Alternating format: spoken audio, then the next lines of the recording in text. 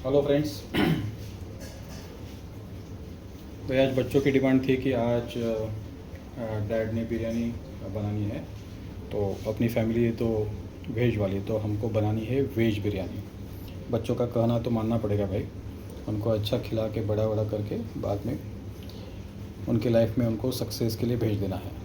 तो आज बन रही है वेज बिरयानी, डैड कुक करे वेज बिरयानी। उसके लिए हमने क्या लिया हुआ है आपको पता है, जिन्होंने मेरे पहले वीडियोस देखे हुए हैं उनको पता है कि संडे को ही सारा प्रिपरेशन हो जाता है और इस वीक में क्या बनना है, कुक करना है, इसका एक लेखा जोखा हमारे पास पहले ही रेडी होता है।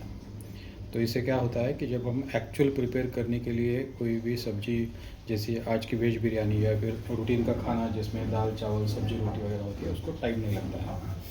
तो हमारा मानना ये है कि कुकिंग जो है इन्वॉल्व प्रोसेस है और जनरली हमने देखा हुआ है कि लगभग 80 to 90% जो बनाने वाले हैं, फीमेल हो या मेल हो, वो कुकिंग प्रोसेस में इन्वॉल्व रहते हैं। लेकिन हमको उसको कम कर देना है। हमको ज़्यादा से ज़्यादा 15 से 20 मिनट हमारी इन्वॉल्वमेंट चाहिए। अब क्योंकि मैं ये वीडियो बनाते समय आप लोगों से बात कर रहा हूँ, तो हो सकता है थोड़ा मुझे ज़्यादा समय लगे, लेकिन रूटीन में जैसे आपको भी प्रैक्टिस होती है, नए लड़के लड़कियाँ या फिर जिनको खाना नहीं बनाना आता है वो भी इस तरह से प्रैक्टिस करते हैं, तो उनकी इन्वॉल्वमेंट कम हो जाएगी। और जो इन्वॉल्वमेंट कम होगी तो बचे हुए टाइम में हम जो भी हमारे दिल की चाहते हम कर सकते हैं। कुछ हॉबीज़ को परस्यू कीजिए, कुछ रीडिंग कीजिए, कुछ व्यायाम कीजिए, जो भी आपको करना है कीजिए, बाहर घूम के आइए, लेकिन कुकिंग का इन्वॉल्वमेंट कम होना चाहिए। जो प्रोसीजर में जो इन्वॉल्वमेंट है, टोटल टाइम ऑफ इन्वॉल्वमेंट है, वो कम होना चाहिए। तो चलिए लौटते हैं हम आज के खाने की तरफ। आज बननी है वेज बिरयानी। तो वेज बिरयानी के लिए हमने क्या लिया हुआ है, जैसे आप देख रहे हो कि हमारी सब्जियां तो पहले से सारी कट होती है।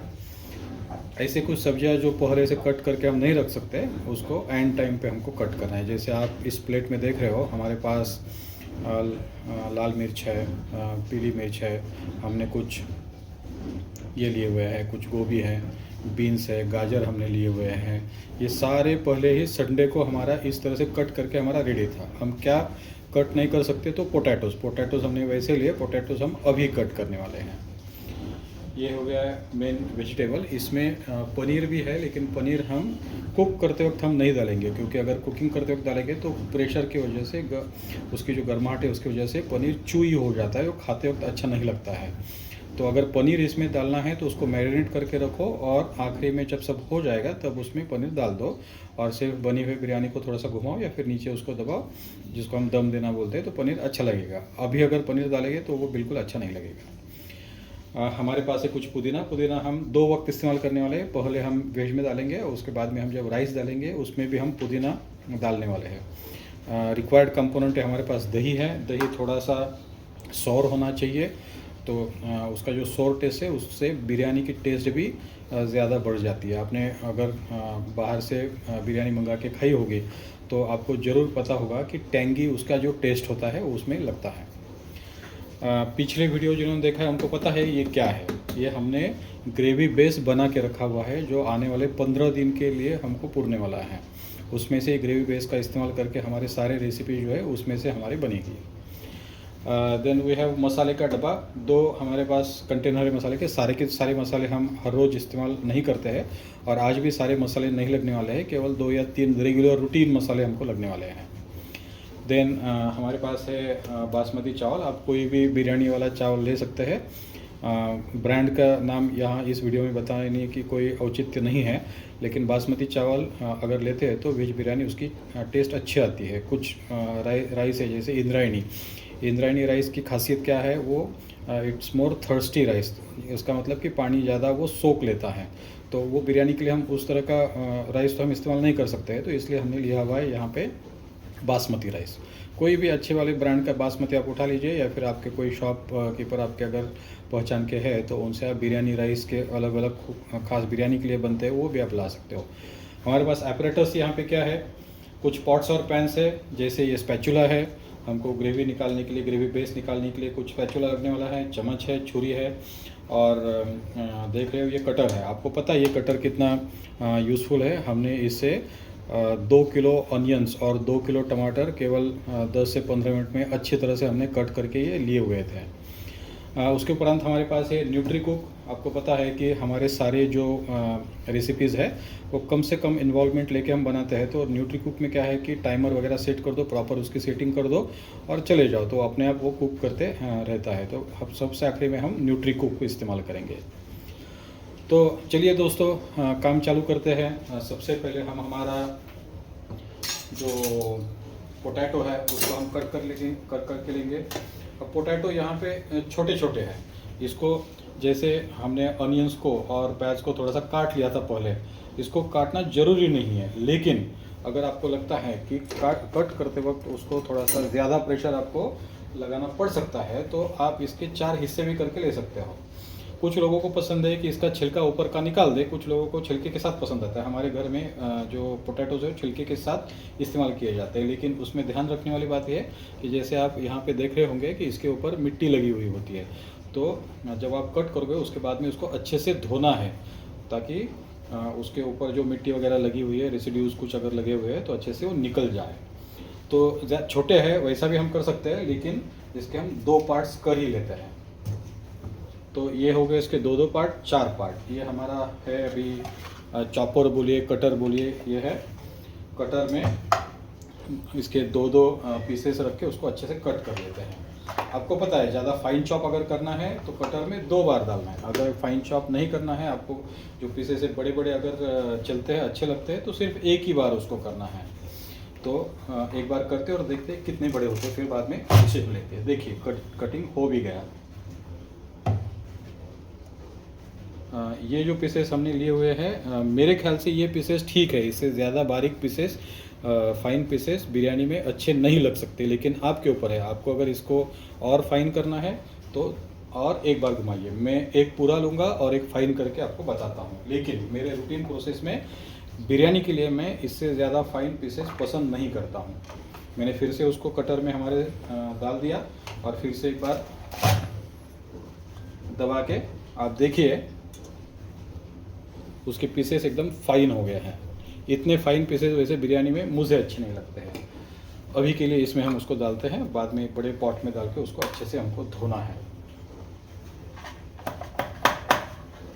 चलिए, तो अब हम लेते हैं बचे हुए 2 पीस पोटैटोज के।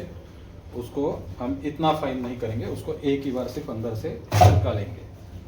चलिए, दूसरा भी हमारा पोटैटो कट हो गया।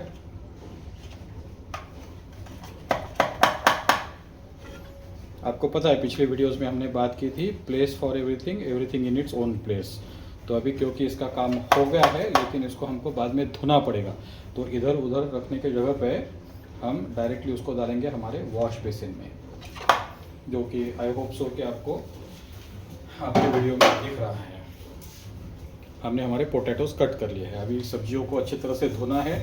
तो ये आपने लास्ट वीडियो में देखा होगा, मेरे पास ये होल्स वाला एक पॉट है जिसको मैं रिंजिंग के लिए, धोने के लिए इस्तेमाल करता हूँ। पोटैटोज़ मैंने उसमें डाल दिए हैं, सारे वेजिटेबल्स डाल देते हैं। ये है रेड कैप्सिकम, येलो कैप्सिकम, फिर है मेरे पास ये गोभी डाल दी, गाजर है, और बाकी सब सब्जियां जो आप यहाँ पे देख रहे हो सब मैंने यहाँ पे डाल दिया।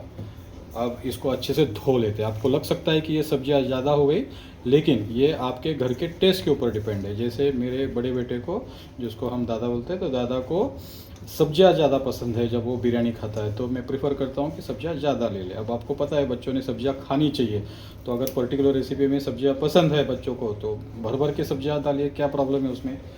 चलिए, इसको हम धो लेते हैं अच्छे से। याद रखिए, इसको धोना बहुत ज़रूरी है, क्योंकि आजकल पेस्टिसाइड्स का बहुत ज़्यादा इस्तेमाल होता है और अलग अलग जगह से सोर्स किया जाता है। तो आपको पता नहीं होता है कि कितना पेस्टिसाइड उसमें इस्तेमाल किया गया है, कितनी गंदगी से वो आया है। तो it is very mandatory, it is very important कि आप इंश्योर कीजिए कि आप उसको अच्छे से धो रहे हो। जैसे टैप वाटर के नीचे मैं हाथ से रगड़ते हुए उसको क्लीन कर रहा हूँ।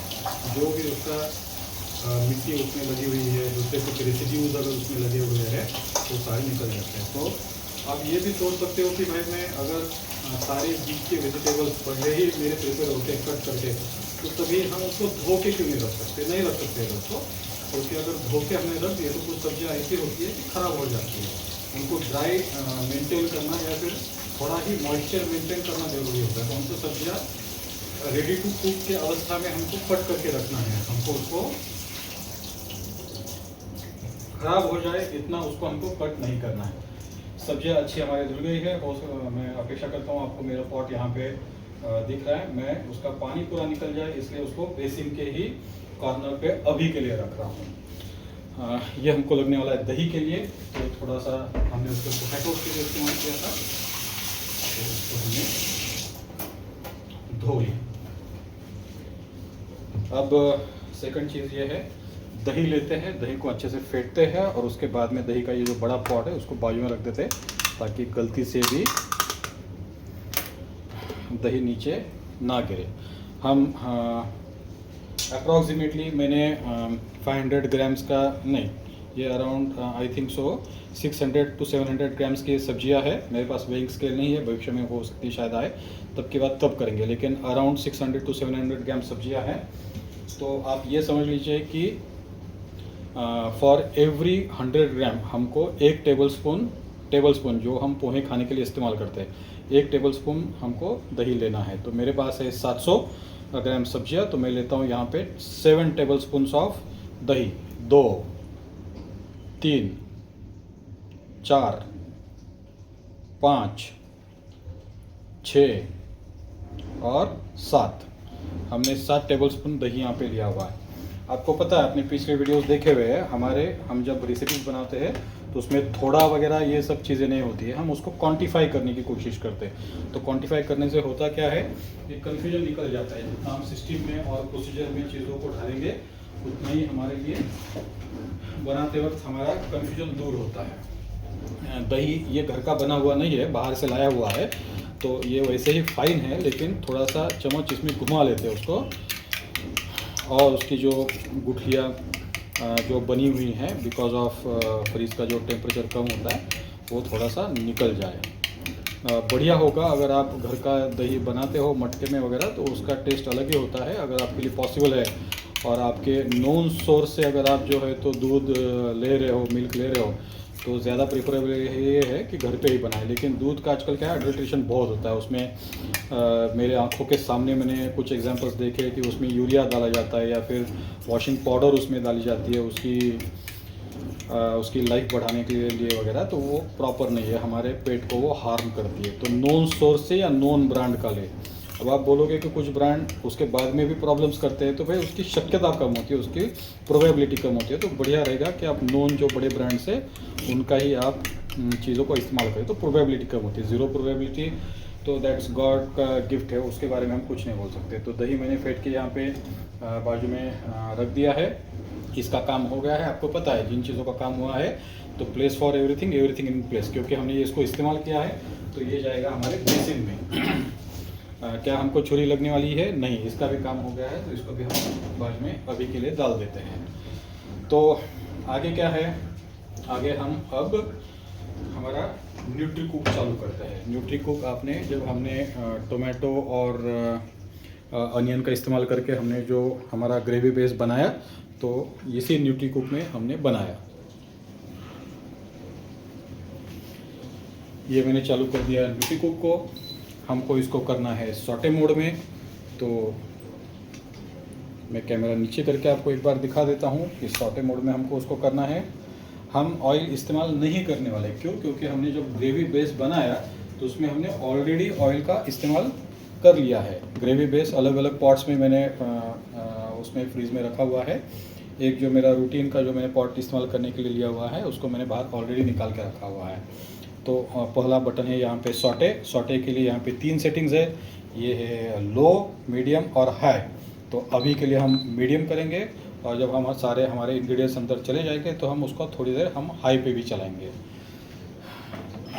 इसका सील हम निकाल देते हैं, और अपेक्षा कर रहा हूँ कि आपको दिख रहा है कि हम यहाँ पे क्या कर रहे हैं। ये है हमारा ग्रेवी बेस जो बनाए हैं, ये बाहर से नहीं लाया है। हम बाहर से ऐसी चीज़ें बाहर से ला के हम इस्तेमाल नहीं करेंगे। हमने बात की थी कि अगर इसकी लाइफ बढ़ाना है तो इसमें विनेगर डालना है, लेकिन हमने इसमें विनेगर नहीं डालना है क्योंकि हम उसको हर रोज़ इस्तेमाल करने वाले हैं, जल्दी से वो ख़त्म हो जाएगा। तो मैंने जो राइस लेना है वो 3 कप्स ऑफ राइस लेना है। तो हर कप के लिए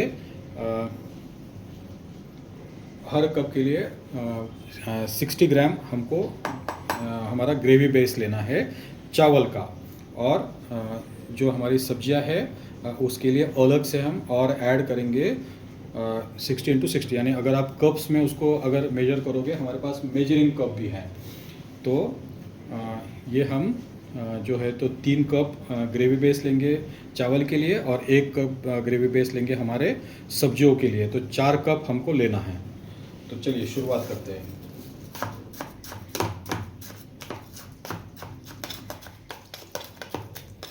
दोस्तों सॉटे मोड पे सिर्फ मैंने न्यूट्रीकुक को लिया हुआ है, मैंने अभी उसका सॉटे मोड चालू नहीं किया है, सिर्फ सेटिंग सामने लेके रखी हुई है। क्योंकि मैं आपसे बात कर रहा हूँ और एक्सप्लेन कर रहा हूँ तो मुझे थोड़ा टाइम ज़्यादा लग रहा है, लेकिन रूटीन में जब मैं बात नहीं करता हूँ तो मुझे इतना टाइम लगता नहीं है। This is 1 cup.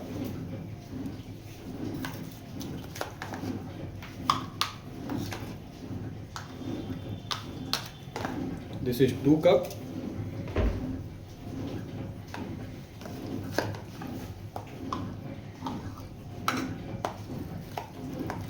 This is 3 cup. Routine सब्जियों के लिए हम ये इतना बैटर कहे चाहे ग्रेवी बेस कहे, हम इतना नहीं लेंगे क्योंकि ये बिरयानी है और नीचे सब्जियों में हमको ग्रेवी बेस हमको थोड़ा ज़्यादा लगता है, इसलिए हम इतना सारा ले रहे हैं। रूटीन अगर सब्जी होती या फिर इससे हम खिचड़ी बनाते तो हम एक ही जो है तो कप उसका बेस लेते हैं। इसमें एक ही वेरिएशन हो सकता है, आपको अगर आपके जो भी खाने वाले उनको ज़्यादा ग्रेवी पसंद नहीं है तो हो सकता है 1 कप आप कम ले लो, यानी जितना कप हमने हमारा चावल लेना है उतना ही उतने ही कप हमने ग्रेवी बेस लेना है। तो ग्रेवी बेस हमारा लेके रेडी है। मैं ग्रेवी बेस के पॉट को फ्रीज में फिर से डाल देता हूँ।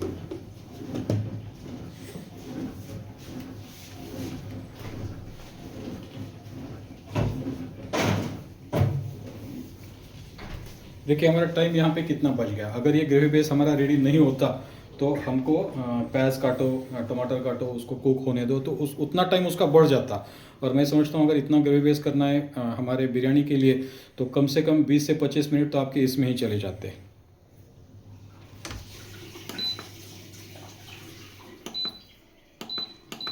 मीडियम 10 मिनट्स लगा है, सारा 10 मिनट्स तो हमको नहीं लगने वाला, लेकिन हम उसको चालू कर देते हैं। गुड, ये चालू हो गया है। इसका हमने अभी इसको चालू इसलिए किया है कि जो फ्रीज से हमने ग्रेवी बेस निकाला है तो उसका ठंडापना थोड़ा सा निकल जाए।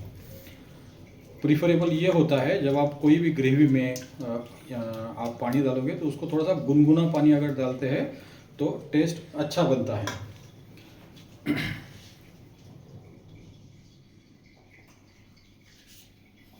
लेकिन हम इसको गुनगुना पानी नहीं डालेंगे, हम उसको हमारा जो रूटीन टैप वाटर है वही हम उसमें डालने वाले हैं। तो जब तक ये ग्रेवी हमारी नॉर्मल टेम्परेचर, ग्रेवी बेस उसको हम ग्रेवी बेस बोलना चाहिए, जब तक हमारा ग्रेवी बेस नॉर्मल टेम्परेचर को आता है तब तक हम आगे की चीज़ें करते हैं।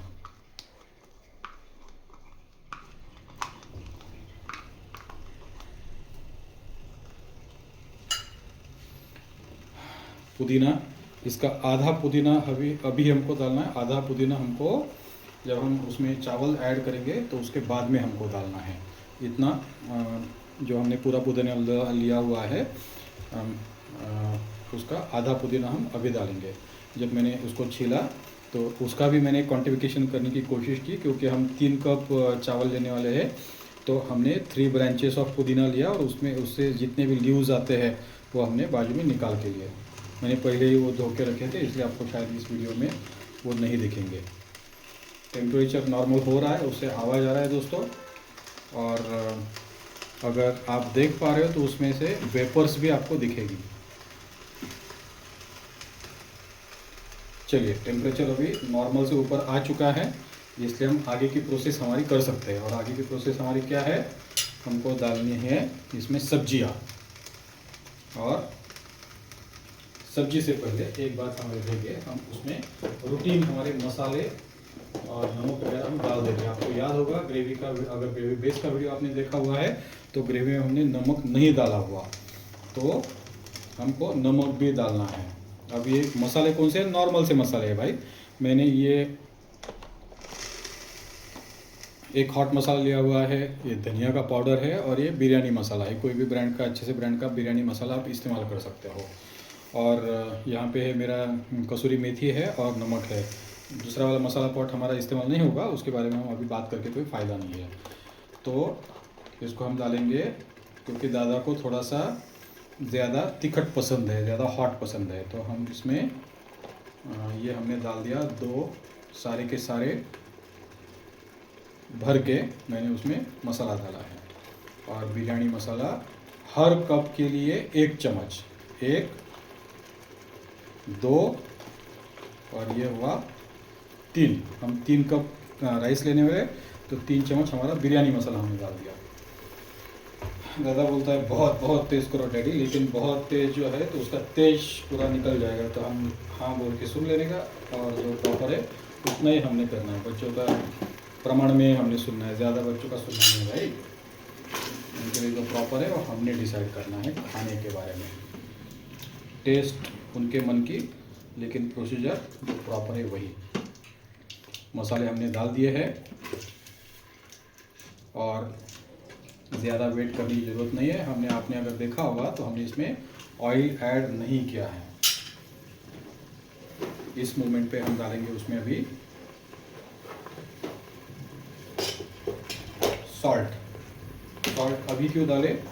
अगर सॉल्ट राइस में अगर मिक्स अच्छे से नहीं होता है, सब्जियों में मिक्स नहीं होता है, तो उसकी टेस्ट नहीं आती है। चम्मच दोस्तों आपको डिसाइड करना होगा। ये चम्मच मेरे मसाला पॉट में आया हुआ है, यही मेरा प्रमाण लेने का यही है। मैंने 3 कप मैंने लेना है राइस, इसलिए मैं 3 ये छोटे चम्मच भर के मैंने नमक डाल दिया है। चलिए अच्छे से अभी मसालों का जो सुगंध आ रहा है दोस्तों, यहाँ पे मसाले डालने के बाद ग्रेवी पेस्ट जो अच्छे से बन रहा है, पक रहा है, उससे जो सुगंध आ रहा है, मैं आपको वीडियो के माध्यम से तो मैं आपके पास नहीं पहुंचा सकता हूं, लेकिन इतना ज़रूर बता सकता हूं कि बड़ा टेम्पटिंग सा इसका स्मेल है। और मन हो रहा है कि अभी 2-4 स्पून जो है उसमें से निकाल के उसको चखे देखें, लेकिन हम नहीं करेंगे क्योंकि वो गर्म है। अच्छे से टेम्परेचर में आ गया है, यहाँ पे 5 मिनट हो गया है। अब हम ऐड करते हैं हमारी सब्जियाँ। सारी की सारी सब्जियाँ हमने इसमें अभी डाल देनी है। जो खत्म सब्जियाँ मैंने पूरी इसमें डाल दिया है। और जैसा मैंने बोला, पुदीना, आधा पुदीना अभी डालेंगे, आधा पुदीना थोड़ी देर के बाद डालेंगे। आप अगर ये सोच रहे होंगे कि मैंने राइस हमारा पहले ही भिगो के क्यों नहीं रखा, हम वो नहीं करने वाले। उसके सिवा भी टेस्ट बहुत अच्छी आती है। केवल इतना ही है कि पानी उसको, अगर आपने भिगो के रखा है तो पानी आपको थोड़ा सा कम डालना पड़ता है, अगर भिगो के नहीं रखा तो पानी थोड़ा सा ज़्यादा डालना पड़ता है। लेकिन हमको इन्वॉल्वमेंट हमारी कम करनी है। सारे रेसिपीज़ हमको ऐसे बनानी है कि जिसको ज़्यादा वेट ना करना पड़े, हमारा इन्वॉल्वमेंट उसमें ना हो, तो हम वो चीज़ नहीं करने वाले। 2 मिनट के लिए, 5 मिनट तक हमने पहले सॉटे मोड में हमने कर लिया है। इसके बाद में और 2 मिनट के लिए उसको रखेंगे, और उसके बाद में हम उसमें डालने वाले दही। और जब तक वो 2 मिनट हमारे ख़त्म होते हैं, तो ये साइड में हम लेते हैं राइस। क्योंकि हमने ग्रेवी बेस गिनने के लिए कप का इस्तेमाल किया हुआ है, तो कप को हमारे राइस के बॉक्स में डाल के तो राइस हम नहीं ले सकते, तो उसके लिए इस तरह से हम राइस ले लेंगे। ये हो गया 1 कप,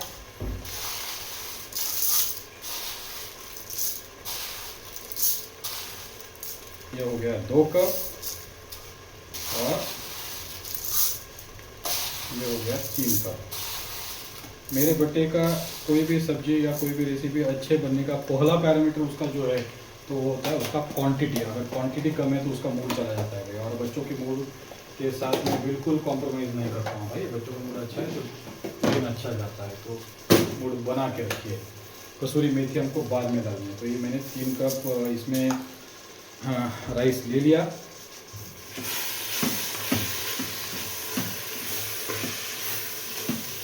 करीब 2 मिनट हमारे हो गए हैं। हम उसको सॉटे मोड को अब हम लो कर देते हैं और हम डालेंगे इसमें दही। ये ज़रूरी है। क्यों ज़रूरी है? अगर हमने लो नहीं किया और वाटरी जो सब्सटेंस है, जैसे हमारे केस में दही है, अगर हमने नहीं डाला तो नीचे वो हमारा मसाला वगैरह जो है वो बर्न होना चालू हो जाएगा। दोस्तों, मैंने हाई सॉटे मोड नहीं किया है, ये ध्यान में रखिए, ये लो सॉटे मोड है। इसका इस्तेमाल केवल इतना है कि हमारा जो ग्रेवी बेस है उसको नॉर्मल टेम्परेचर को लाए और उसकी जो जूसेस है वो हमारे मसाले से अच्छे से मिक्स हो जाए। तो मैंने दही डाल दिया है। आपको मैंने प्रमाण उसका बोल दिया है, दही कितना लेना है। चलिए, दही अच्छे से इसमें भी डाल दिया है। इसको चलने देते हैं और हम हमारा राइस को अच्छी तरह से क्लीन करते हैं। आइए बेसिन के तरफ।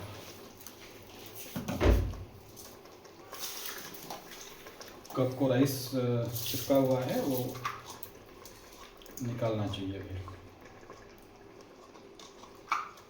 और क्योंकि हमने कप को अभी हमारा ग्रेवी बेस निकालने के लिए इस्तेमाल किया था, तो इसको भी धोने के लिए डालना जरूरी है। राइस को टैप वाटर से कम, अगर आपके पास ड्रेन करने वाला नहीं, छलनी टाइप वाला अगर आपके पास पॉट नहीं है, तो कम से कम 3 बार आपने उसको अच्छे से धो लेना है। अगर आप टैप वाटर के नीचे, जैसे मेरा होल्स वाला पॉट है, अगर ये आप लेते हो तो कम से कम 1 से 1.5 मिनट के लिए अच्छे से टैप वाटर चलाते हुए उसको धो लेना है। कुछ राइस में पाउडर टाइप जो उसका रेसिड्यू होता है, वाइट वगैरह, वो निकल जाना चाहिए। तो फिर आँख के जो आप पानी लोगे तो वो सफ़ेद जैसा पानी निकलना चाहिए, उसमें रेसिड्यू कुछ भी दिखना नहीं चाहिए, क्लीन पानी निकलना चाहिए। तो मेरा मतलब है, मेरे न्यूट्री कुक ने बोल दिया है कि मेरा सॉटे मोड ख़त्म हो गया है। तो सॉटे मोड ख़त्म हो गया है तो मेरा राइस भी अच्छे से धुल के रेडी है। अब सारा का सारा राइस हम डालेंगे। यहाँ पे भी 2 चीज़ें हैं। अगर आपको राइस ऊपर और सब्जी नीचे चाहिए तो आप राइस डालने के बाद स्पैचुला से उसको मिक्स मत कीजिए। लेकिन अगर आपको एक साथ पसंद है, जैसे मेरे बेटे को एक साथ पसंद है, तो मैं उसको घुमाने वाला हूँ। ये सारा राइस मैंने इसमें डाल दिया। आपको पता है राइस कितना लिया हुआ है? राइस हमने लिया हुआ है 3 कप्स। आपके पास अगर मेजरिंग कप नहीं, आजकल तो कहीं पर भी मिल जाता है, अमेज़ॉन से वगैरह, मीशो से वगैरह आप मंगा सकते हो। लेकिन कप अगर नहीं है तो कोई भी छोटा आप बाउल ले लीजिए और कंसिस्टेंटली उसको ही इस्तेमाल कीजिए, ताकि आपके जो प्रमाण है, यानी प्रोपोर्शन में जो सारी चीज़ें लेनी है वो आपके स्थिर हो जाए। मेरा ये इसका काम हो गया है। मैं उसको अपसाइड डाउन करके रख देता हूँ ताकि पानी उसमें से निकल जाए, और मैं उसको राइस को अच्छे से मिक्स कर ले रहा हूँ।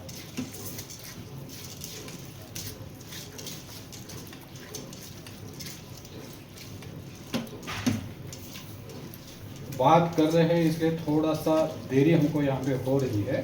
बात अगर नहीं करते तो इतनी देर हमको नहीं लगती। सारा मिक्स हो गया है। बचा हुआ पुदीना मैं इसमें डाल रहा हूँ, ख़त्म। और हम अब इस मोमेंट पे हमको उसको पानी डालना है।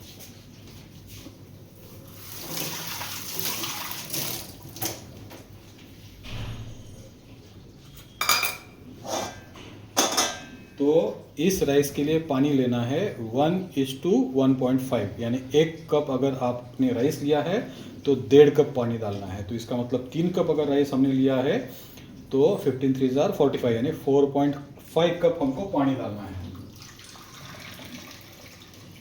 ये लिया मैंने 1 कप पानी, और दही को हमने जिस बाउल में फेंटा था उसमें मैं डाल रहा हूँ, क्योंकि क्यों फेंकेंगे भाई, अगर दही थोड़ा सा उसको चिपका हुआ है तो वो निकल जाए और हमारे खाने में आ जाए। आपने गांव के लोग देखे होंगे जो प्लेट में वो खाना खाते हैं उसमें भी पानी डाल के वो बाद में पी जाते हैं, ताकि कुछ भी जो खाना है वो वेस्ट ना जाए। उसमें कोई भी शर्मानी वाली बात नहीं है। अगर जो प्रॉपर चीज़ है तो ज़रूर बिना ऑकवर्ड फील किए हुए हमको वो करनी है। बाउल का हमारा काम ख़त्म, स्पून का हमारा काम ख़त्म।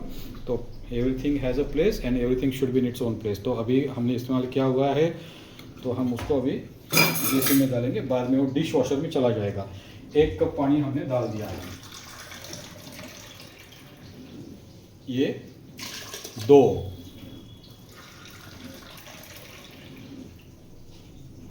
3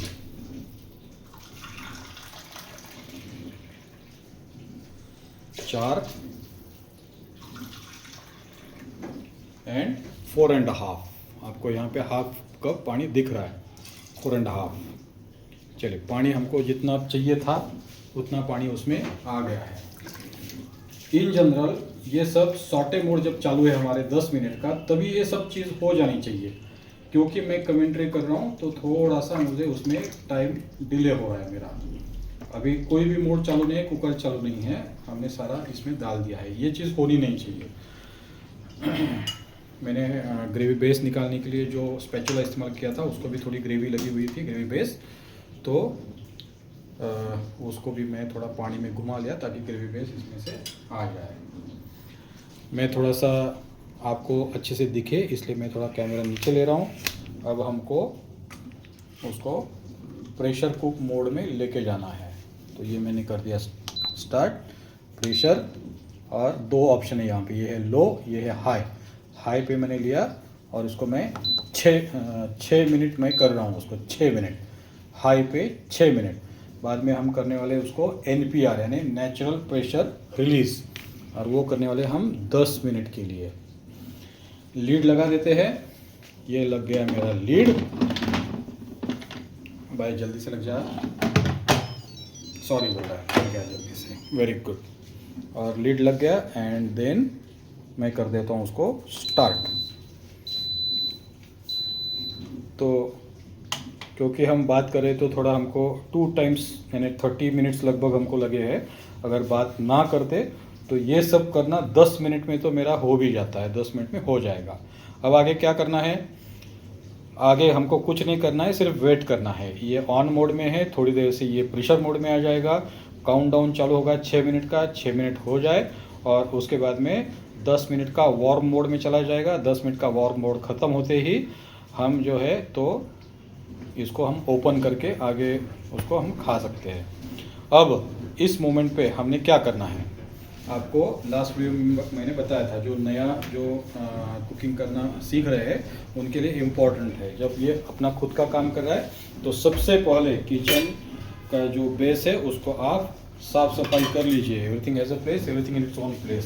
तो सारी चीज़ें अपने अपने प्लेस में चली जानी चाहिए। मैं ये वाला स्पैचुला क्लीनिंग के लिए रखने वाला हूँ, लेकिन ये वाला नहीं रखने वाला हूँ क्योंकि हमको बाद में परोसने के लिए वो लगने वाला है। चलो, स्पैचुला गया अंदर, राइस का पॉट भी गया उसकी जगह पे, मसाले का पॉट गए, दोनों भी पॉट गए उनके उनके जगह पर।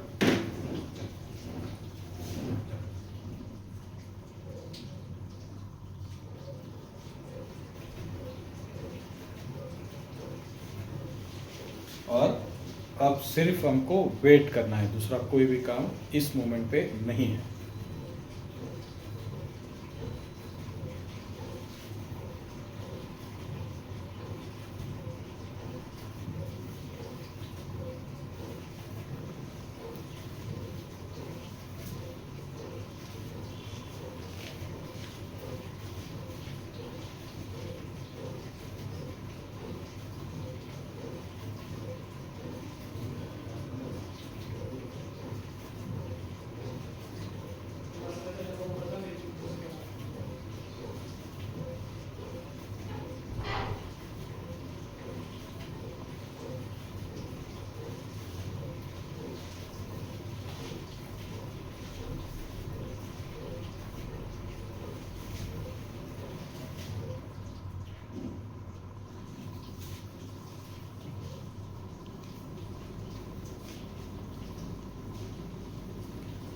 साफ़ सफाई बहुत इम्पोर्टेंट है दोस्तों। आप आपके किचन की साफ़ सफाई रूटीन तौर पे आपने करके रखनी चाहिए। मेरे पास क्या है कि मैं ज़्यादा से ज़्यादा यानी 3 पॉइंट्स पे मैंने ज़्यादा सोचा है। यंत्र, तंत्र और मंत्र। यंत्र यानी मशीन्स, तो इलेक्ट्रिसिटी है, मशीन्स अलग अलग तरह की अवेलेबल है, तो वो मैंने लेके रखे हुए हैं। तो आपको पता है मेरे पास है न्यूट्रीकुक, मेरे पास है रोटीमेटिक जो रोटियां बनाने के लिए इस्तेमाल होता है। रोटीमेटिक बहुत कम घरों में होता है, मैंने वो ले लिया है, मुझे वो ज़्यादा पसंद आया है। रोटियां बेलने में करने में उतना मुझे अच्छा नहीं लगता है, तो ऑटोमेटिकली मेरा रोटीमेटिक मेरे को रोटी बना के दे देता है। और न्यूट्रीकुक का आप देख रहे होंगे कि मैंने टाइमर लगा दिया है, अपने टाइम पे वो काम करते रहेगा। फिर मेरे पास है फूड प्रोसेसर, मेरे पास है डिश वॉशर, बहुत इंपॉर्टेंट है। डिश वॉशर्स के बारे में बहुत लोगों के मन में शक होता है कि क्या डिश वॉशर काम करता है, लेकिन डिश वॉशर की एक्सपीरियंस की एक खासियत है। जो भी नया बंदा डिश वॉशर लेता है, जो भी नई फैमिली पहली बार डिश वॉशर लेती है और पहली बार डिश वॉशर चला के देखती है, तो इन जनरल सारों के मन में यही पॉइंट आता है कि मैंने डिश वॉशर पहले क्यों नहीं लिया। बहुत अच्छे से क्लीन करता है। अगर बर्न पॉट है तो वो आपको आपके हाथ से निकालने पड़ेंगे। अगर बर्न पॉट नहीं है, नॉर्मल खाने वाले अगर पॉट है, तो डिश वॉशर से जो आप हाथ से साफ़ करते हो उससे बहुत ज़्यादा अच्छे से वो साफ़ होते हैं।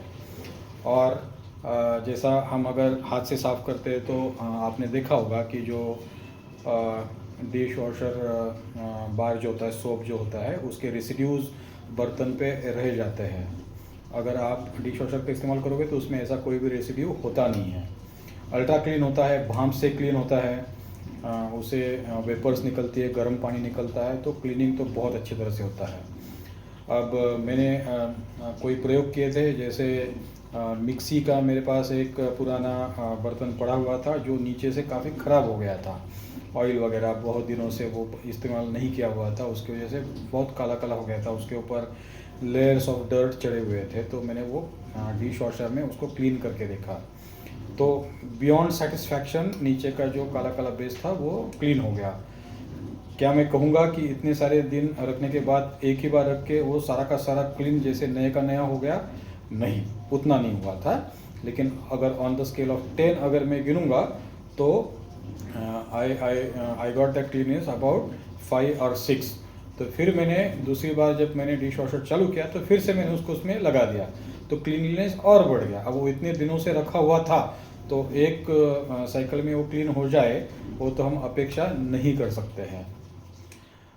दूसरे वॉश में भी वो तकरीबन सारा साफ़ हो गया था और फिर मैंने उसको तीसरे वॉश में भी फिर से रख दिया। हाँ, तीसरे वॉश साइकिल के बाद, यानी एक दिन में नहीं हुआ था वो, 3 दिनों के एक दिन में तो एक ही बार डिश वॉशर लगता है, ज़्यादा बार लगाने की उसको ज़रूरत नहीं है। तो तीसरे दिन मैंने जब वो मिक्सी का छोटा मेरा जो जार है, पॉट है, वो क्लीन किया, तो it was clean beyond my expectation. So dish washer क्या यूज़फुल यूटिलिटी है? तो मैं कहूँगा हाँ, बहुत ज़्यादा यूज़फुल यूटिलिटी है। अब उसका जो आउटपुट है, उसकी जो एफिकेसी है, इफ़ेक्टिवनेस है, उसका जो क्लीनलीनेस है, डिश वॉशर बोलिए, चाहे न्यूट्रीकुक बोलिए, चाहे आप रोटीमेटिक बोलिए, या फिर फूड प्रोसेसर वगैरह बोलिए, इसकी जो एफिकेसी है, क्वालिटी है, वो तो है ही, उसमें कोई शक वाली बात नहीं है। लेकिन अगर आप सोचोगे तो आपका जो डिपेंडेंस है, यानी काम वाली जो भी आपके पास दीदी हेल्प करने के लिए, हाउस हेल्प जो आते हैं, उनके ऊपर का डिपेंडेंस आपका ख़त्म हो जाता है। जैसे लास्ट महीने मेरे पास जो दीदी आती है वो बहुत मेरे पास, मेरे ख्याल से वो कम से कम 20 साल से मेरे पास आ रही है। जब मेरा छोटा बेटा वो तो उसका बर्थ भी नहीं हुआ था, तब से वो मेरे पास आ रही है। बहुत सिंसियर और बहुत यानी पहचान वाली वो दीदी है। तो वो 2 चीज़ के लिए मेरे पास आती थी, फ्लोर क्लीन करने के लिए और पॉट्स एंड पैन्स क्लीन करने के लिए। तो जब से मैंने डिश वॉशर लिया है तो उनका एक काम बंद हो गया। तो उनका ये था स्टोरी कि पिछले महीने में उनके कोई रिलेटिव्स की डेथ हुई थी, तो उनको गांव जाना पड़ा, तो वो 1.25 महीना गांव से वापस आई ही नहीं।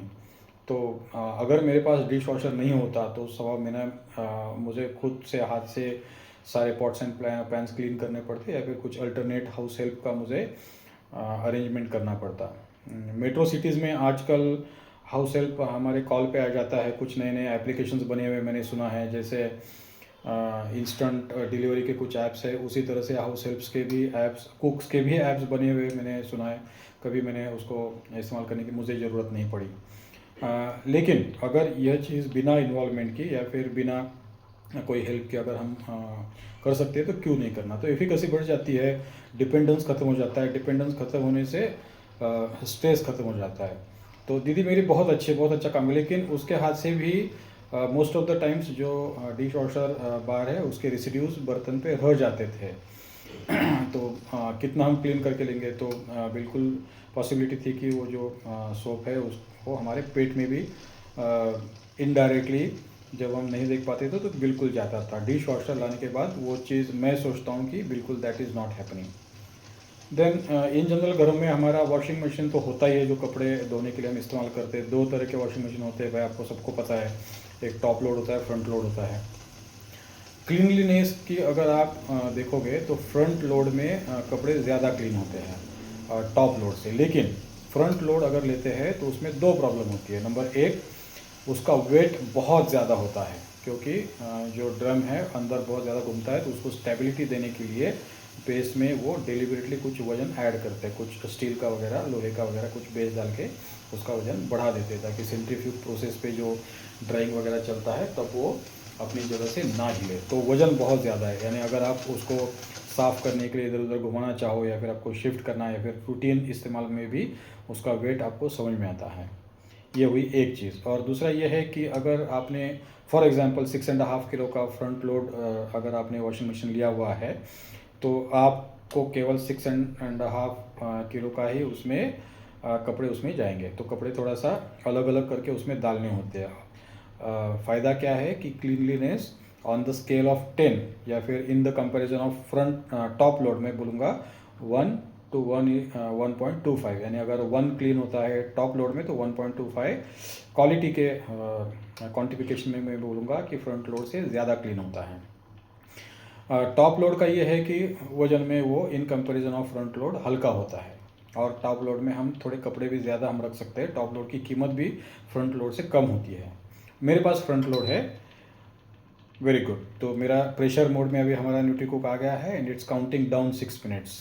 Okay, it's like 5 minute 50 seconds and it would keep on counting down till 6 minutes. तो अगर मेरे पास ऑप्शन है कि मैंने मेरा फ्रंट लोड वाला वॉशिंग मशीन रिप्लेस करना है, नया मैं कौन सा लूँगा, तो मैं I think I will not choose front load for the obvious reason. मुझे कपड़े ज़्यादा डालने होते हैं। बड़े कपड़े जो है जैसे रज़ाई वगैरह हैं, जो मैं प्रिफ़र करता हूँ कि एवरी अल्टरनेट वीक मेरी रज़ाई बेडशीट वगैरह जो है एवरी वीक तो धोनी ही चाहिए। तो अगर मैं फ्रंट लोड में डालता हूँ तो 3 से 4 मैं बेडशीट उसमें अच्छे से डाल सकता हूँ। उसमें कॉटन मोड है and it cleans very nicely, उसमें कोई शक ही नहीं है। लेकिन अगर मैं बड़े कपड़े हैं जैसे रज़ाई है, अगर वो मैं डालना चाहूँगा तो उसमें वो नहीं बैठता है। रज़ाई के लिए फ्रंट लोड टॉप लोड थोड़ा ज़्यादा कैपेसिटी वाला ही अच्छा होगा।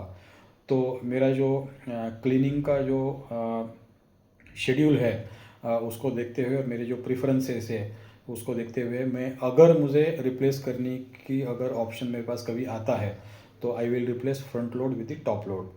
एंड क्लीनलीनेस का जो है मैंने जो बोला कि ऑन द स्केल ऑफ या फिर in comparison of 1 front load is 1.25, तो मैं ज़्यादा साइकिल चला के ये जो 0.25 वाला ऊपर का जो भाग है हिस्सा है उसको मैं एडजस्ट कर लूँगा, but I will go for the top load for the obvious reason. आप इसको सोचिए दोस्तों, हम आईफोन बहुत सारे लोगों के पास होता है। एवरी अल्टरनेट होम आईफोन होता ही है। मेरे एक दोस्त है, उन्होंने सारे फैमिली के लिए आईफोन लिया। उनके घर में there are 2 grown up daughters, जिनका एक का कॉलेज चल रहा है, एक का कॉलेज फिनिश हो गया है, और एक अभी अभी जूनियर कॉलेज में गया हुआ लड़का है, वाइफ है। तो ऐसे 5 मेंबर्स उनके पास है। तो उन्होंने पाँचों के लिए आईफोन ले लिए। अब मैं आईफोन की अगर कम से कम कीमत भी लूँ तो 1.25 लैक्स का आईफोन अगर भी मैं सोचता हूँ, तो पाँचों के लिए उन्होंने कितना खर्चा किया आप ही देख लीजिए। 6.25 इतना खर्चा उन्होंने 6 लैक्स लगभग उन्होंने खर्चा कर लिया। हो सकता है उनको 5 आईफोन लिए तो उनको डिस्काउंट भी शायद कुछ मिला होगा, पता नहीं। तो पूरी मिला के कहानी ये है कि अगर 6 लैक्स आईफोन के लिए अगर खर्च होते हैं और उसके कंपैरिजन में आपको क्या मिल रहा है, आपको मिल रहा है एंटरटेनमेंट और कुछ यूज़फुलनेस वगैरह वगैरह वगैरह। लेकिन अगर वही 6 लाख आप अगर जो घर में जो जब जो मैं बोल रहा था कि यंत्र तंत्र और मंत्र अगर यंत्रों में आप लगाते हो, जैसे न्यूट्री कुक का ये छोटा वाला जो मॉडल है कुछ 7,500 का कुछ आता है, और रोटीमेटिक मुझे 1.15 lakhs में मुझे वो आया है। डिश वॉशर मैंने जो मॉडल लिया हुआ है जिस कंपनी का लिया हुआ है, तो आई गॉट इट फॉर 44,500, चलो 45,000 उसको बोलेंगे। और आई थिंक सो सम 26,000 और something I got this front load का वॉशिंग मशीन। तो लगभग 1,20,000 ये, दैट इज़ 44 1.65 एंड 70 एंड 1.90, और बाकी मैंने जो फूड प्रोसेसर वगैरह लिया हुआ है दैट इज़ 15,000। तो कुल मिला के 2,05,000, 2 लाख हम हिसाब के लिए मोटा मोटी 2 लाख पकड़ेंगे। तो अगर आप 2 लाख को अगर घर में इन्वेस्ट करते हो तो उसका आउटपुट आपको कितना मिल रहा है? 2 लाख के बदले में आप फ्री हो जा रहे हो, आपको only 15 minutes of time house hold में देना है, आपका डिपेंडेंस ख़त्म हो जा रहा है। तो it's very worth of investment, आपने इन्वेस्टमेंट ज़रूर करनी चाहिए। आपका जो लाइफस्टाइल है उसके अनुसार ऑटोमेटिक ढल जाता है, उसको अलग से डेलिबरेटली कुछ करने की ज़रूरत नहीं होती है। जैसे आपको मैंने बताया कि मेरे घर में खाना बनाने की जिम्मेदारी मेरे पास, मेरे घर में 4 मेंबर्स हैं और खाना बनाने की जिम्मेदारी मेरे पास है। तो आपने देखा होगा पिछले वीडियोस में, इस वीडियो में भी, तो मेरी इन्वॉल्वमेंट उसमें 15 मिनट्स डेली होती है एक बार खाना बनाने के लिए। मेरे पास 2 बार खाना बनता है, मैं प्रेफर करता हूँ शाम में अलग सब्जी हो, यानी डिनर में अलग सब्जी हो और लंच में अलग सब्जी हो, तो इसलिए 2 बार खाना बनता है। तो दोनों बार मुझे ओनली 15 मिनट्स ही देने हैं। 15 मिनट्स में 4 लोगों का खाना बन जाता है, यानी इसको आप टोटल टाइम 15 मिनट्स लगता है इस तरह से आप मत लीजिए। मेरी इन्वॉल्वमेंट उस टाइम का खाना बनाने के लिए 15 मिनट्स ही होती है।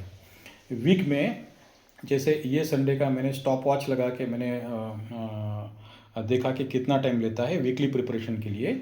मेरे पास एक शाम में एक आंटी आती है हेल्प करने के लिए, तो उसका हेल्प लेके कुछ सब्जियां उन्होंने ये तो कट करके रखी, प्रॉपर अरेंज करके, कुछ मैंने करके रखी।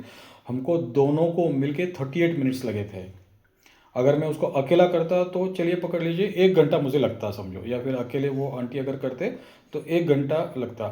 सो इन्वॉल्वमेंट क्या है कि 1 आवर इन अ वीक, अगर आप वीक को डिस्ट्रीब्यूट कर दो तो डिवाइड कर लो आप, हर दिन के लिए अगर 7 दिन का भी अगर आप वीक पकड़ो, and if it is like 60 minutes, 70 minutes चलिए पकड़ लेते हैं 70 मिनट्स, तो 10 मिनट्स पर डे और 15 मिनट्स पर डे, तो 25 मिनट्स पर डे ही आपको इन्वॉल्वमेंट देनी है। और 2 बार खाना बनता है तो उसको जो 10 मिनट सब्जियों का हमने पार्ट लिया हुआ है उसको, और वो 5 मिनट हो जाएगा, यानी 5 मिनट वीकली का पार्ट है और 15 मिनट्स डेली का पार्ट है, तो 20 मिनट्स, यानी ईच खाना बनाते वक्त आपको 20 मिनट्स की ही आपकी इन्वॉल्वमेंट है। इसके बदले आपको क्या मिल रहा है? आपको कन्वीनियंस मिल रहा है, डिपेंडेंस आपका खत्म हो जा रहा है। और आजकल जो स्विगी वगैरह इधर उधर से मंगाने का जो ट्रेंड बहुत जो चल रहा है, ऑनलाइन फूड डिलीवरी एप्लीकेशन से, वो भी ख़त्म हो जा रहे हैं। आपको पता है आप क्या खाने वाले हो, उसमें आपने क्या इंग्रेडिएंट्स डाले हुए हैं, तो क्लीनलीनेस इज़ गारंटेड। और ये जो सेटिस्फैक्शन है कि मैं घर में बना के जो भी मुझे खाना है घर में बना के मैं खा रहा हूँ, वो सेटिस्फैक्शन तो उसकी कोई यानी गिनती नहीं है, वो बड़ा है। आपको पता नहीं है जो बाहर से खाना आ रहा है उसमें किस कौन सी चीज़ों से उसने बनाया होगा, किस तरह से उसने बनाया होगा, क्या पॉट्स एंड पैन्स क्लीन होंगे नहीं होंगे, we do not know, we are not sure. और आजकल अगर यूट्यूब पे आप वीडियो देखोगे तो बड़े बड़े होटल्स 5 स्टार से पकड़ लो तो छोटे से छोटे होटल आपको दिखाई देगा कि वो they don't, few of them, most of them, जो भी उसका परसेंटेज है उसमें मैं कमेंट नहीं कर सकता हूँ, मेरे पास वो कोई कंपैरिजन नहीं है, लेकिन देर आर एग्जाम्पल्स की क्लीनलीनेस मेंटेन नहीं हुआ है। आपको पता है डैड को थोड़ा प्रोफेशनल एक्सपीरियंस है, तो मैं उस एक्सपीरियंस के हिसाब से आपको बता सकता हूँ कि food industry is not a rewarding industry. अगर आप ये सोचोगे कि आपको जो प्रॉफिट परसेंटेज इन लोगों का जो है वो 100%, 200% वगैरह वगैरह इस तरह का होगा, वो होता नहीं है। प्रॉफिट परसेंटेज मेंटेन करने के लिए उनको काफ़ी सारे एडजस्टमेंट करने पड़ते हैं। तो उसमें होता है कि मास सोर्सिंग भी एक होता है, और जो क्वालिटी ऑफ इंग्रेडिएंट्स है उसमें भी फिर जो है तो प्रॉब्लम होती है। और जैसा हमने 2 वीक की ग्रेवी, हमको पता है हमने उसमें क्या डाला है, होटल्स में भी इस तरह के ग्रेवी बेस बना के रखते हैं, लेकिन उनके 15 या 20 दिन में ख़त्म वाले ग्रेवी बेस नहीं होते हैं। तो कुछ एक होटल के लिए मैंने कंसल्टेंसी की थी मेरे अर्ली करियर में, और कोई मेरे दोस्त भी है होटल में काम करने के लिए, कुछ मुझे एक्सपीरियंस भी है, तो उससे मैं बता सकता हूँ कि 3 4 6 महीने चलने वाले भी ग्रेवीज बना के वहाँ पे लोग रखते हैं। हर ग्रेवी हर रोज़ इस्तेमाल नहीं होती है, जैसे वाइट ग्रेवी हर रोज़ इस्तेमाल नहीं होती है। तो सोचिए आप उसकी क्वालिटी क्या होगी, कुछ दिनों के बाद में नहीं अच्छी रहेगी वो। तो मेरा प्रेफरेंस ये होता है भाई, मेरे बच्चे, मेरे फैमिली मेम्बर जो घर का बना हुआ खाना है वही वो खाए। और आपने खुद यहाँ पे देखा हुआ है, ये वीडियो अनकट है, कितना टाइम लगता है उसमें आपको पता है, आपके सामने है सब। मैं बात कर रहा हूँ इसलिए थोड़ा सा टाइम ज़्यादा लग रहा है।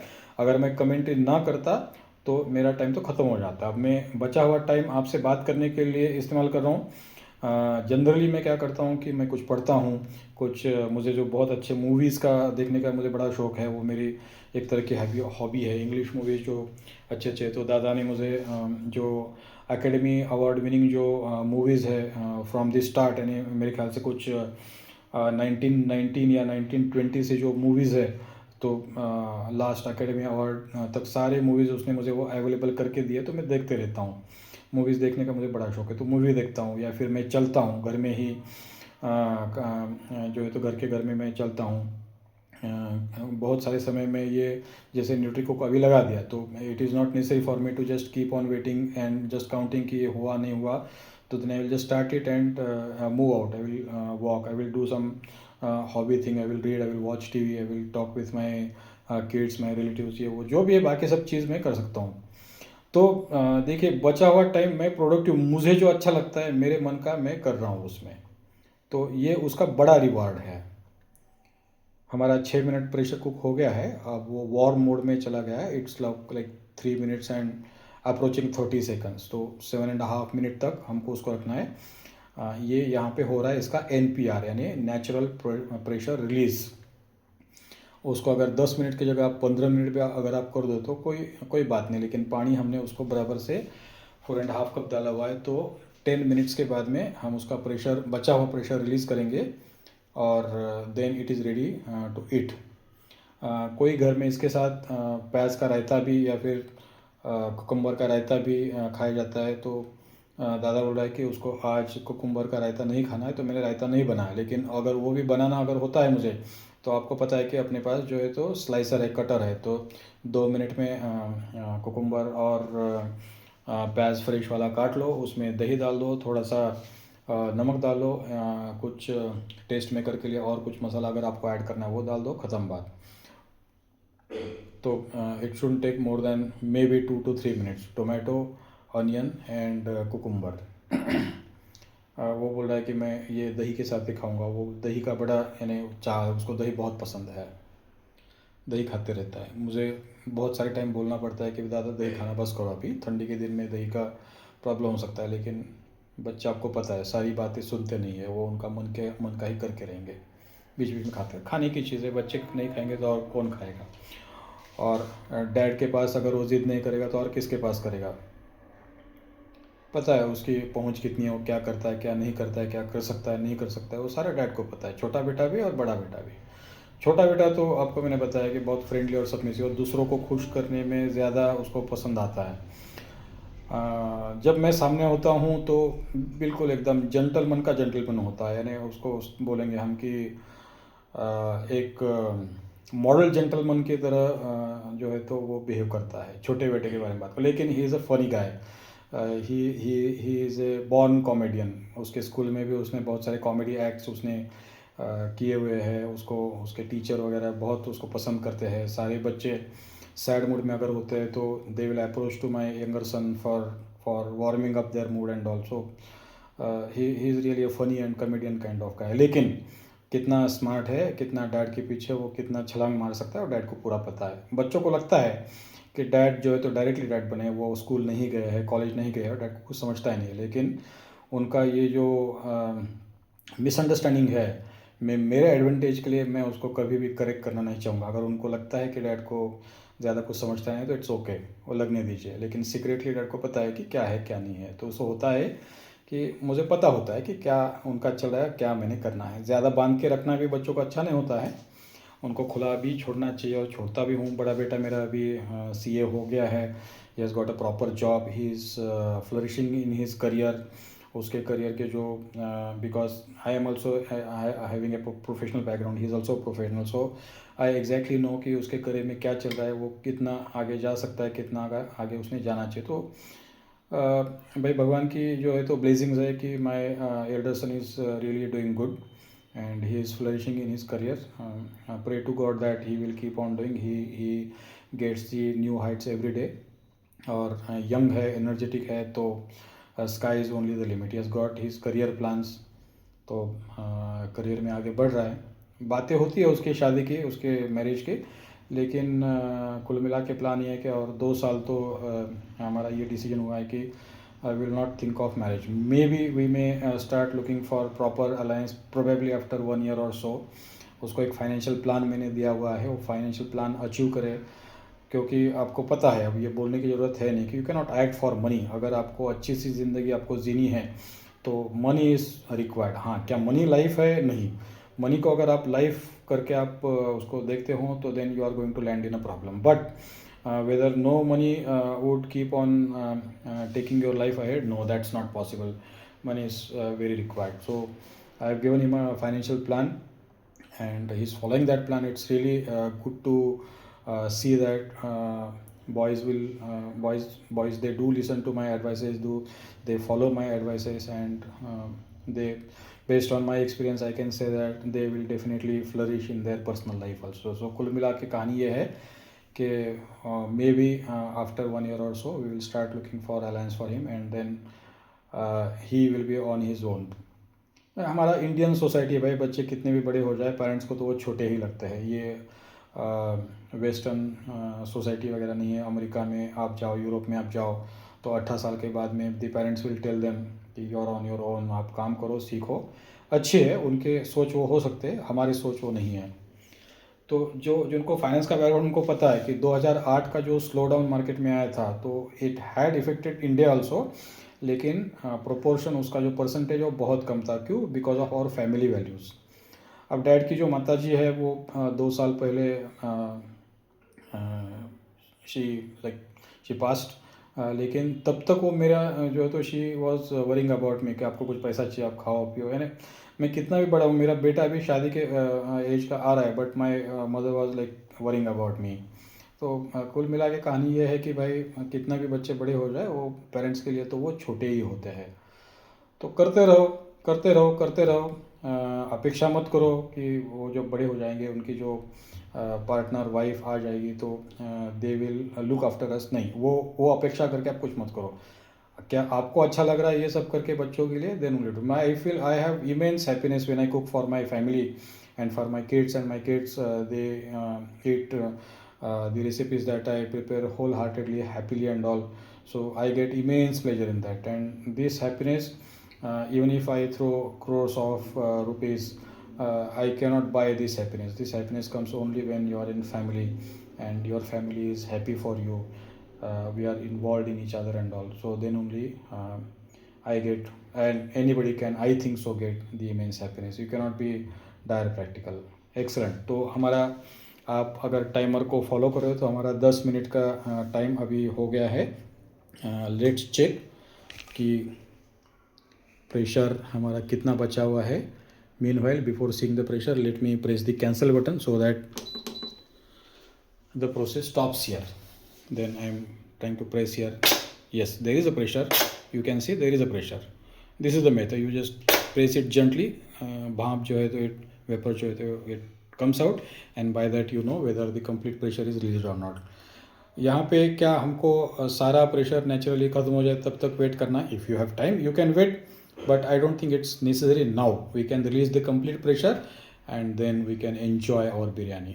इंसिडेंटली अभी 59 मिनट्स हमको हुए हैं बात करते हुए. तो ये बिरयानी बनाने के लिए along with commentary total process time is 60 minutes. However, total process time, if I had not been doing this commentary, my involvement would have been 15 minutes and cooking time would have been 6 minutes of pressure time and 10 minutes of NPR. So that becomes 16 minutes. पहला वाला हमारा जो 10 minutes है saute mode का include that, so those are 26 minutes and add more 4 minutes for the obvious reason of the requirement of process, for example placing this lid and also कुल मिला के 30 minutes का टोटल हमारा process time ये हो सकता था। चलिए मैं अभी पूरा प्रोसेस उसका रिलीज कर दे रहा हूँ। प्रमाण में है, ज़्यादा भी भाप उसमें बची नहीं थी। मेक श्योर दैट कंप्लीट भाप जो है उसकी वो निकल जाए। Don't take risk, don't put your fist hand or your any of your body part in this bath because it's like too hot. Your skin may burn. So just take care of yourself. Let it release and the smell that's coming now, जो smell इसका आ रहा है tempting सा दोस्तों, I cannot explain you how tempting it is. पहले मुझे dad को भी, dad was also hungry and kids are also hungry and my wife is also hungry and by the smell their hunger has, I can see their faces, their hunger has double triple, and dad's also hungry and his hunger has also got multifold. So we cannot but just jump and think of finishing this biryani, or biryani might be dancing now to go in our stomachs. Excellent, सारी भाप अभी निकल गई है। आपको पता है पिछले वीडियोस में हमने देखा है कि अगर इसको निकालना है द मेथड इज़ स्लांट तरीके से उसको निकालो। Don't unscrew it and open it in a 90 degree direction और upward direction. You make it slant in angular direction. You should open this slit so that बची हुई जो भाप है वो आपके बॉडी पे ना आए। तो I am unscrewing it now, this is open and then I will open like this. So बची हुई भाप जो है निकल गई। Excellent. I am taking this camera near to the pot to show you how beautifully our veg biryani has got cooked. Very nice. We are past 60 minutes friends. हमारे 60 minute 61 minute अभी हो गए, तो I will let you go now. अभी आप आपका खाना time enjoy करिए, हम अभी ये खाना एंजॉय करते हैं। The food is ready. Thank you for watching this video and listening to the commentary while I am making this video. You take care of yourself and bye for now.